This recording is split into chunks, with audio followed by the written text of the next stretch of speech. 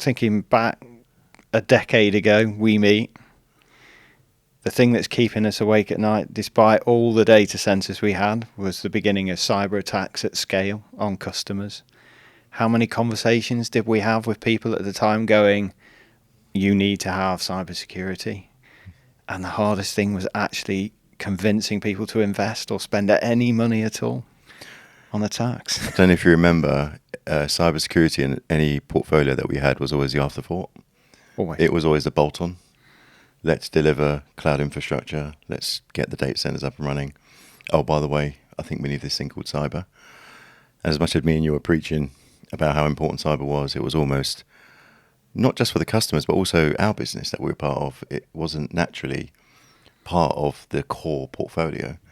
So it almost felt like an after position, a post-sale thing, something that, Yeah, it was always sold as an add-on, wasn't it? But I think the challenge to us was just how fast, and forget about today just for a second, how fast it evolved. Literally we spent 12 months building an awesome DDoS level of defense protection for customers.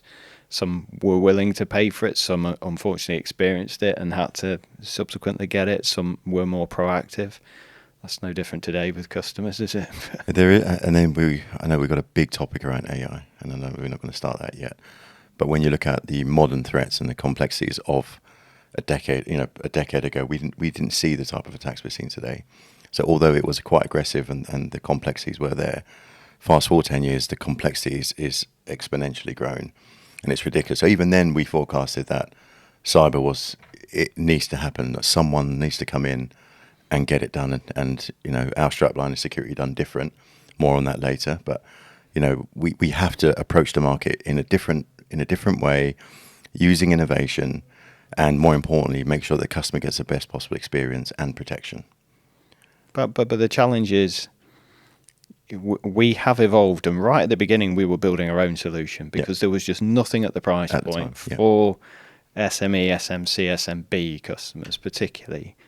And largely today, yes, there's more options within the marketplace, but attacks are so difficult and so multi-channel that you can't just have singular products anymore, because the gaps are in processes, the gaps are in humans, the gaps are in anywhere between the tech stacks and obviously the data sets that we are trying to protect. So the evolution and the origins of CloudGuard were, we are trying to solve this problem, but we can't do it in a traditional security operational sense, like there's your levels 1, 2, and 3, and that's the model to service the customer. It's like you can see where this attack vector strategy is going in terms of automation. We have to be automation first. And it took us 2 years to actually truly understand how to start solving the problem, didn't it? Do you remember, even before that conversation we had around where we were finishing each other's sentences around the gap in the market and how SMEs and SMBs just needed that enterprise-grade protection, but there just isn't a solution out there. And we were sort of finishing each other's sentences, and that's obviously the start of CloudGuard. It was about 2018, if I recall. Yeah. And what we then decided was the fact that we refused to build yet another standard MSSP or an MSP, because we come from the MSP world. Yeah. We all too knew around the whole operations, as you mentioned, the level 1, level 2, level 3. We knew for a fact that building another business like that in the cyber world at the time, to scale that would mean that we'd have to pass those costs to the customer, and it will completely defeat the objective of making it a cost-effective solution. So we knew from the offset that automation and AI then, although if you remember, GPT had just been released. We were one of the first open AI API. Let's be honest, it was machine learning, wasn't it? We were gathering the data points to understand and try and build out, trend analysis that we could trust in order to make decisions. That's right. Didn't we? Yeah. And we kicked it off. And I think, to your point earlier, we spent the first 2 years in R&D, right? So we built our own models. Yeah. We were testing events. We were looking at alerts. We were trying to replicate the workflows of a SOC analyst. And I think we got a portion of it right. But I think it required, at the time, the technology wasn't where we are today. Yeah. We almost had to build from scratch. Like you said, the ML studio that we had to develop was almost proprietary, or it was proprietary from day dot. But why I love that is because we almost entered the arena with this automation first ethos, we almost refused to build technical debt, and we almost wanted never to replicate what others are doing, or where even our backgrounds, where we're coming from in terms of that traditional kind of operations center, if you will. And I think where we are now today, it's like our vision around being automation first, now leveraging some of the more complex AI models that, some stuff we've built equally, but more importantly, passing on those benefits to our customers, which means that they get enterprise grade protection. They get it at a cost point that absolutely makes sense because we don't have the overheads that most do. And all of a sudden, we actually are fulfilling the vision that we set out to do. Now, it might have taken a few years after that conversation, but I'm actually quite proud that we actually got there in the end, right? Yeah, and it was really, and you think back, not that long ago, 2 or 3 years, it was really painful not scaling the business out. I guess we didn't need to because we're the founders and the owners, but actually putting that effort into the automation to actually drive us towards the core outcome, right? So we want absolute focus on security, but we're going to have to think about all of the tech stack here. You've got the data landscape that's rapidly changing in terms of insider risk and threat management, in terms of data loss prevention, tooling, which is still in catch-up mode, let's be honest. And we're trying to aggregate all of that together in a decision-making engine that is consistent, is high accuracy, which has been our biggest problem, hasn't it? Absolutely. Of that. I think something that you and I have discussed many, many times is how much do we trust AI? Now, we obviously have a zero trust kind of approach generally in terms of our architecture, but equally, I think we've adopted that into our AI principles. So where we use AI, I think is fully justifiable, and more importantly, it's stuff. Let's just be clear. I mean, at the end of the day, a lot of the stuff that we see, it's more sexy AI, it's more front of house AI, and that's the stuff that unfortunately the consumers are seeing, and they see the face value of that, and they assume because it's front of house, this is the AI. But I think it would be fair to say that most of our AI technology and IP is actually in the back end. Most of our customers don't actually see a lot of the outcomes of what we have built. Yeah. So when I think about the threat detection, the analytical rules, the ability to do anomaly detection, consolidate all the vectors, come up with enrichment, talk to all of the various APIs that we've integrated with, and then more importantly, do the handoff into the humans, because we don't trust AI to the full loop. A lot of that is what we have to kind of present to our customers and prospects around this is how we are different. Do you feel that I feel personally quite strongly against the marketing of AI and where we're going. I don't know, how do you feel about that to what we've got versus what others are doing? Two challenges, right? So how do we provide a framework for emotional reasoning and understanding in the data sets that we are seeing where users particularly are involved, right? So you take the landscape of social engineering and the numerous threats around human weakness that exist there. You take spear phishing, you take any interaction in terms of a security process and authorization. And, we're seeing attack vectors changing so quickly now. How can you get cognitive reasoning to actually look at analytical patterns, whether it's user behavior related, whether it's process and interaction related, and even harder to look at insider risk or living off the land style, evasion, long-term attack vectors, and get consistently accurate decision making. Yeah. That is a huge task for us to take on. I think that's part of the reason why we still have human in the loop. Yeah. So I think what we've built to your exact scenario is the ability to have all of those events and data sets centralized, but more importantly, to allow our humans, when they do pick up that particular threat or event, they've got all the data at hand with context in each of those areas. So if there is an insider threat, we know everything about that particular breach. We know who the user is, the IP, the endpoint, and all of that is consolidated into a single kind of pane of glass, if you will. And AI will always give its opinion. I think you should look at, but more importantly, I feel we double down on the expertise and experience of our SOC. Our teams, the experts that have been in the field for 5+ years, 10+ years in some instances, is some of the guys that we've got. They're the ones that have that actual enterprise experience to know actually it's not that AI, it's this. I need to double click into this area. But what they have done and what they have got is 4 hours, 6 hours of effort consolidated down whenever an event is kicked off. And I think that itself is amazing when you compare that to what others are doing and how others manually, if you'd never had a service or a SIEM or a SOC in place, you'd have to manually rely on these other silos of tools to give you all these data points which sit independently, of which you now have to log on and kind of collate your own evidence, right? And when we're talking to customers, it's not about having, you've got to have this baseline of security tooling, right? One of the challenges we wanted to address early doors was we don't want to force you to change your products, but we do want you to understand the limitations if you keep that product, if you keep that, and particularly around endpoint tools, right?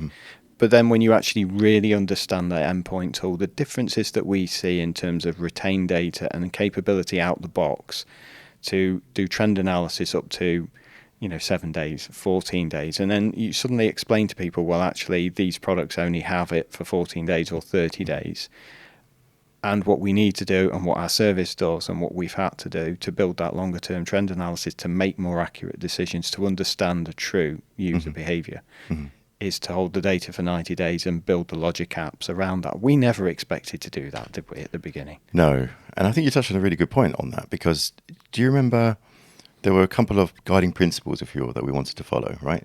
I think you're spot on with that particular point around keep your tools. Yeah. We're not here to supplement, because what we don't want to be is another provider that says, actually, you've got to roll out our agent, you've got to roll out our tool or subsequent levels of tools and completely change your operating model. What we want really to do is plug in. Be an augmentation layer, right? And that's what we always said we'll do. And I think Sentinel for us was a starting position. I think for us, Sentinel, and I think if you remember, 18 general release of Microsoft Sentinel, top right Gardener as it started to become, and it still maintains. It was the most open of all the platforms At the time, the most open of the platform, but more importantly, it was sovereignty. So it was data that resided in the customer's tenant, of which we don't want to change that. So the idea for us was, it's your data. It's everything sits with you. We don't plug in any agents. We don't do anything. We're, excuse the pun, we're guardians of your infrastructure and your stack. What we wanted to really build was automation that clicks a button and rolls out the entire service in the blink of an hour. Right, that was our original kind of plan.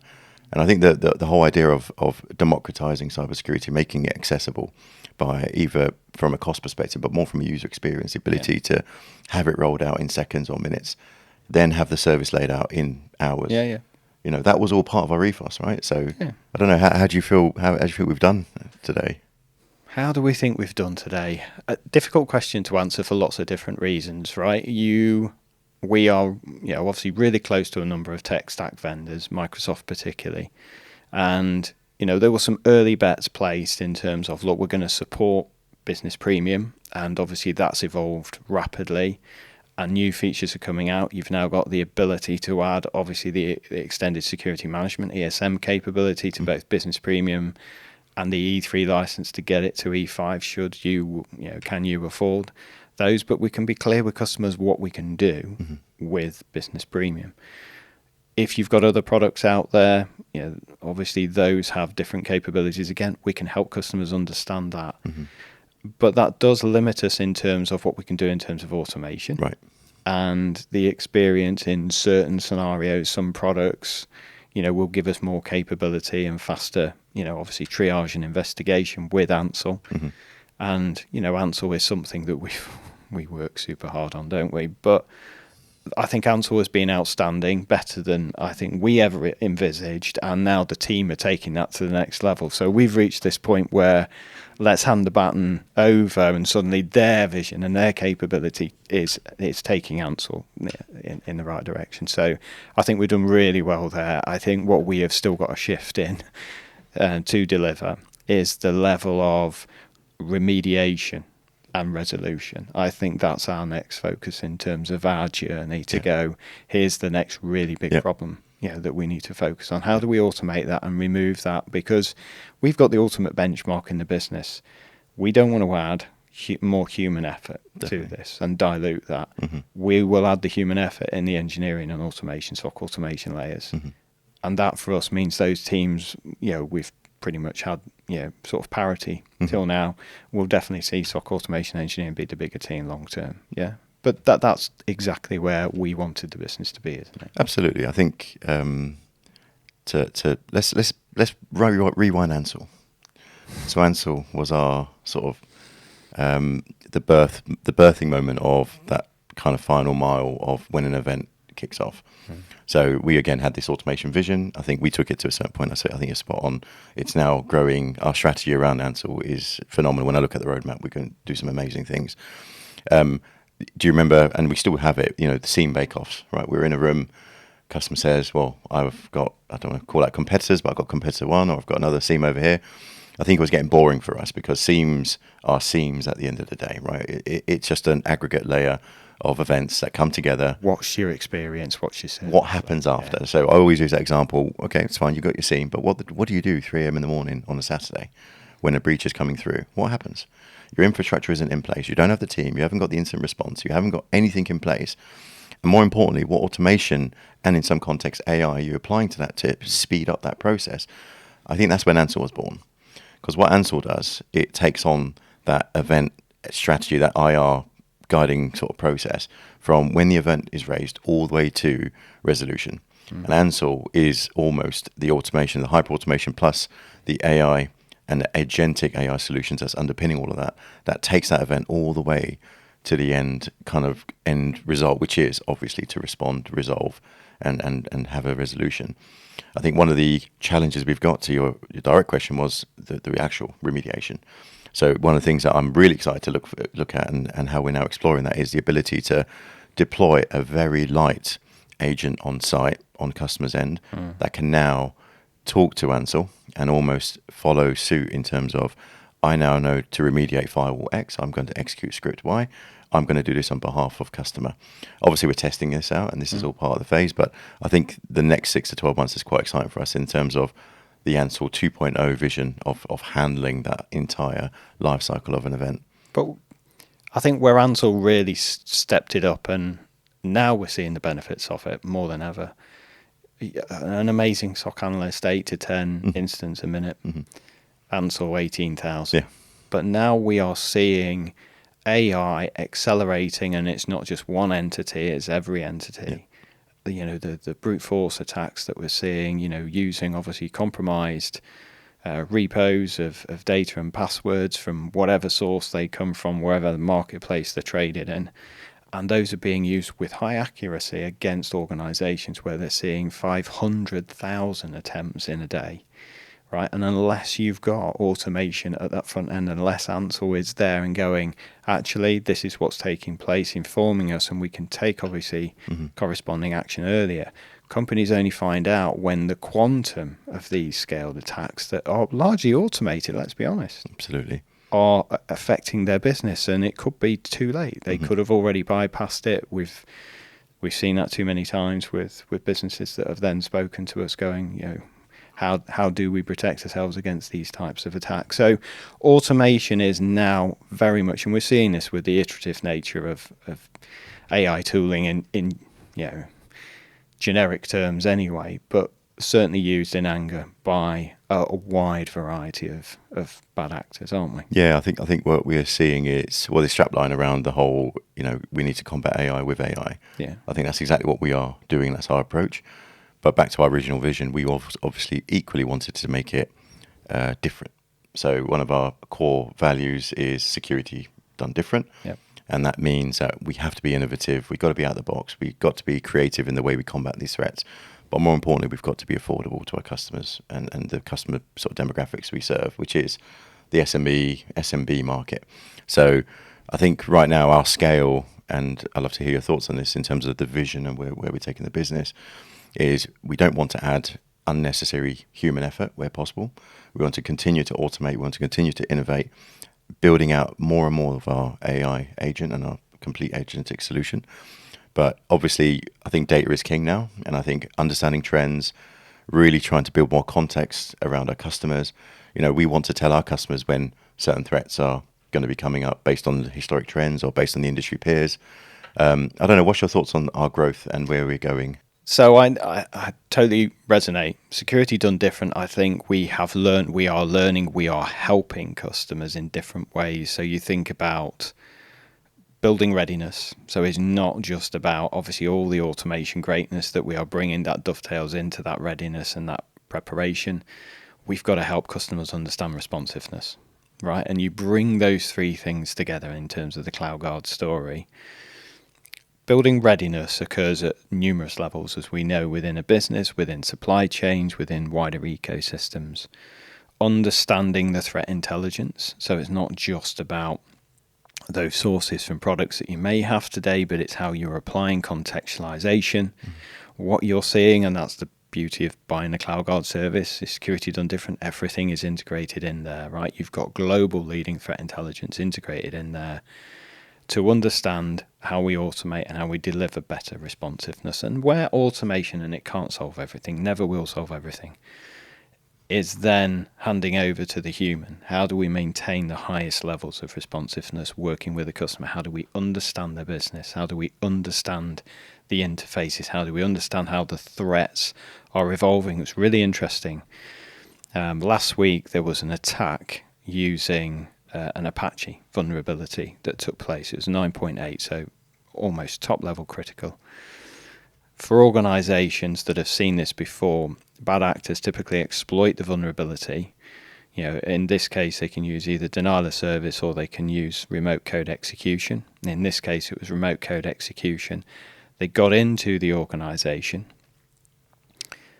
They then went back and they updated and patched the Apache versions using the Tomcat latest updates that business hadn't applied to cover their tracks. Now, obviously, you'll see that being applied in application logs, but it's quite unusual behavior to see how threat actors are using that intelligence and changing their MOs in order to attack businesses. And that's part of our challenge, isn't it? To say, okay, so we've got to learn rapidly, be highly responsive to this learning, to be able to write analytical rules to detect such behavior, unauthorized updates of services, etc.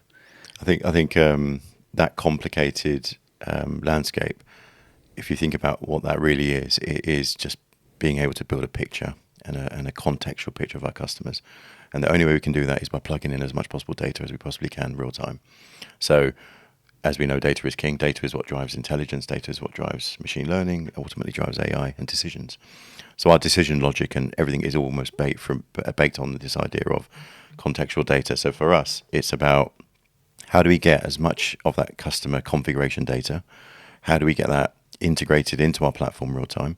And how do we always have an always-on approach to detection? Proactively, obviously, we look at threat detection, but almost configuration detection equally, so that we can equally challenge those config changes, unauthorized and authorized, so we can see and maintain a level of trend analysis so that then allows our intelligence to determine and include as part of our logic score. So in that same scenario, and obviously we're building this, right? So this is all obviously all part of the agenda, it's all part of our roadmap.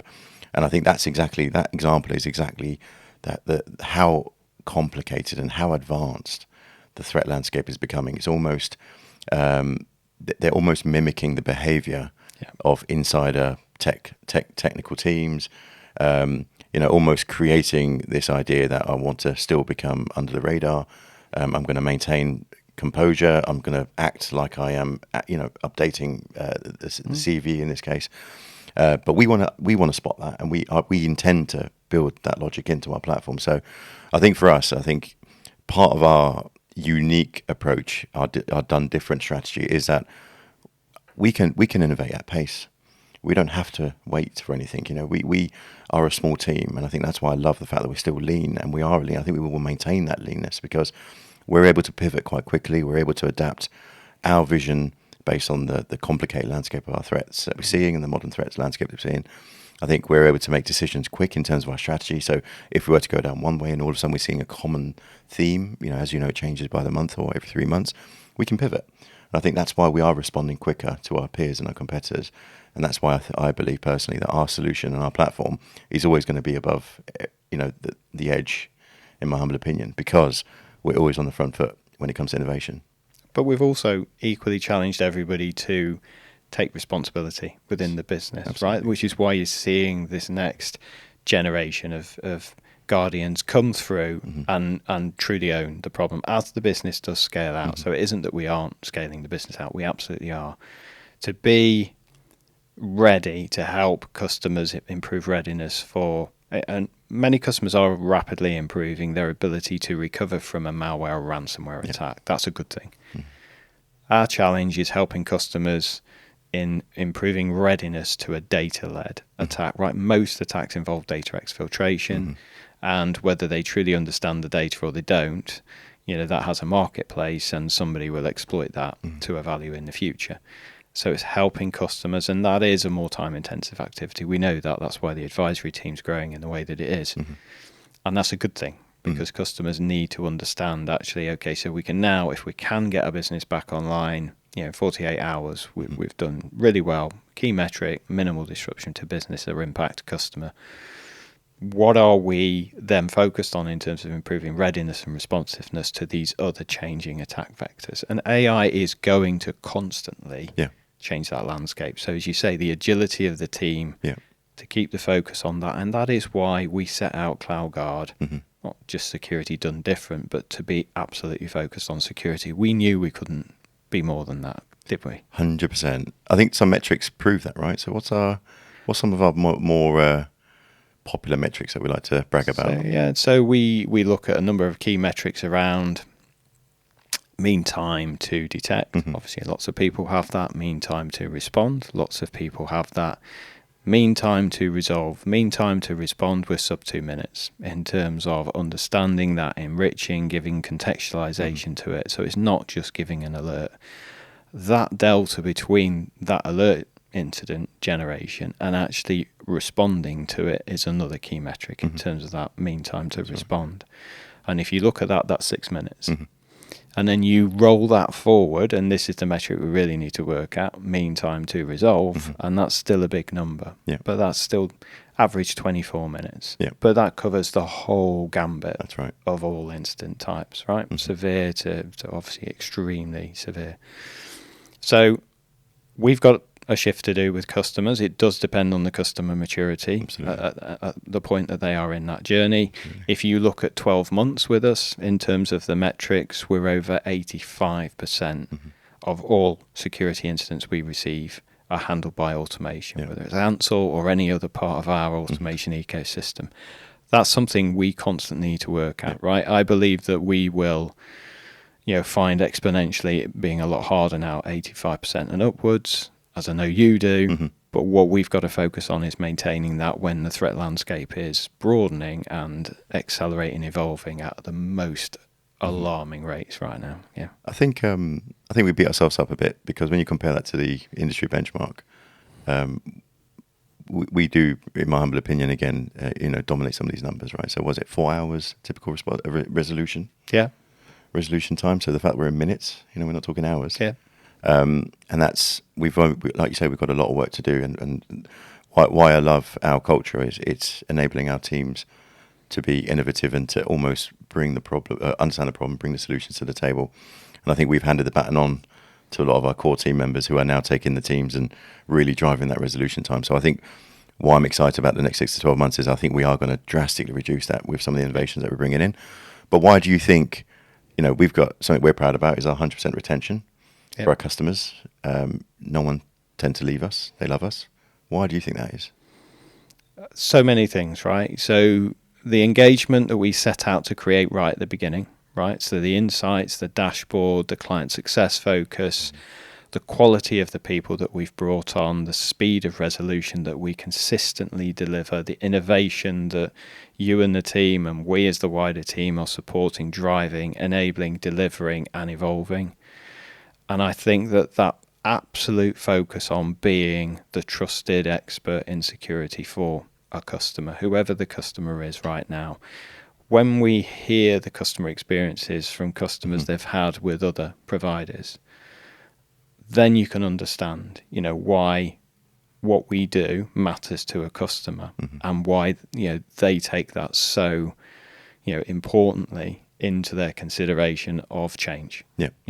And for us, we've got to constantly learn and we've got to constantly stay ahead. But because we haven't got the technical debt others have, we've got that absolute focus, and we haven't got dilution of that focus, if you like, have we, into the different... I completely agree with you. I think, just to bring it back to basics, I think what we are is a very human, relatable business. And I think, if you remember in the offset, we always said that we wanted our customer success team to lead the engagement.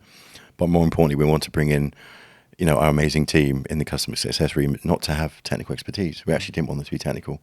We actually wanted them to be more human and relatable. And obviously they've gathered technical experience as part of the journey, and that goes without saying. But I think one of the key values I think we've kind of borrowed from Microsoft is customer obsession.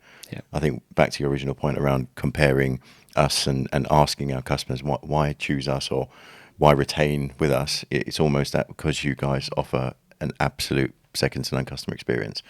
And I think that's hard to maintain. Back to what you were saying earlier around the sales cycle, all the way to advisory and now in live service, you've got to maintain that customer kind of excellence. And I think we do a really good job maintaining that. Obviously, our customer success and our excellence team has grown phenomenally to maintain that line. And I think that's really important. But I think something that's really, really still should be, and I think it is a core focus, is maintaining that customer excellence. So obviously cyber protection goes without saying, man. I think for us, our innovation is driving a lot of that, but customer success is equally as important.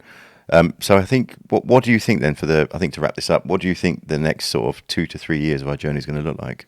Well, I think we always ask ourselves, and we're still very heavily involved with sales customers and all aspects of the business. And that's a really good thing, because that forces us into this real questioning of why. Why CloudGuard? Why is cybersecurity so important? Why do customers need to think differently? And you bring all of that back with the team, and you look at how we keep absolute focus and solve those problems, but empower people to solve those problems and solve them faster. Right? This is definitely going to be a long-term commitment of the business to solving customer problems and the evolution of the threat and risk landscape. Humans will, in my opinion, this might be wrong, controversial, will always be the weakest component within, any organization, any cybersecurity posture, security processes. Mm-hmm. So we have to continually work to improve that. Mm-hmm. But we come back to the basic principles of why would you select, us over another provider? And it's looking and breaking down that business understanding and how we are helping customers solve that problem for them. Right? Mm-hmm. This isn't about just personalization, but this is about deeper understanding and a vertical in the threats to vertical. In the last few months, we've seen an exponential increase in the targeting of HR departments, across all verticals. But there are much more specific challenges to verticals and utilities. We've seen legacy network equipment being exploited with long-term vulnerabilities to get exposure to both active and passive IT and OT networks to then launch living off the land and ICS and industrial control attacks. We've seen in the legal sector, obviously, insider risk, and that's always been a problem for a number of industries, financial services as well, become exponential as they try to understand and gather more intelligence on organizations. We've seen highly disruptive attacks in retail, and therefore we've got to understand how we protect those organizations when they've got these different interaction points. And we will see, certainly where you've got the augmentation of agentic agents in all industries, in all verticals, we're going to have to really focus in on how we solve those cybersecurity protection problems and build real-time visibility and response to better protect organizations. And that is going to be a big task, right? Yeah. So again, keep that focus. Yeah. But where does that leave, I guess, our engineering and automation teams when that AI landscape is largely very difficult to understand? I think we stick to the mantra of we need to combat AI with AI, right? So our engineering strategy is literally going to be maturing our hyper automation approach with agentic solutions around AI. I think what we are going to see is more A2A, so agent to agent components being developed and rolled out in all of those industries. So I think over the next sort of 2 to 3 years, we're going to start seeing the use of agents bring in a lot of the operational workflows into the AI kind of world. We're seeing this AI revolution and transition happening. It's happening. But with that brings exposure and risk. So what we now need to do, and I think we've already started that journey, is how do we now start protecting our customers to ensure that their data isn't being passed across those various different agents. And as you know, agents can now speak to agents, even if it's two separate platforms, they can now speak to one another. There are protocols behind all of that. So how do we ensure that data is, protected? But more importantly, how do you ensure that these agents themselves aren't open breach? You'd almost explore them as like we would a firewall, like a virtual device, like an appliance. We almost need to treat them like an IoT kind of appliance, where we need to start combating and protecting those agents, right? So I think what we're going to start seeing is our strategy really has to focus more around the technology advancements in the industries that you laid out and how we can better protect those customers accordingly. So I think we've got a really bright future ahead of us. And the most important thing, we need to have fun, don't we? Absolutely. So, and love working. Yes. And love working with one another and love building the team. I think we are. I think we recently done an MPS survey, didn't we, internally? And I think our scores come back. I'm very, very surprised. Well, not surprised. I was actually quite relieved. But equally. Look, you put the effort in. It's a flat structure. We're empowering people. We've still got areas to learn from and improve. We know that. Yeah. And, we are mindful of that and doing something about it already. But people have got to trust you to give the feedback and do something with it, haven't they?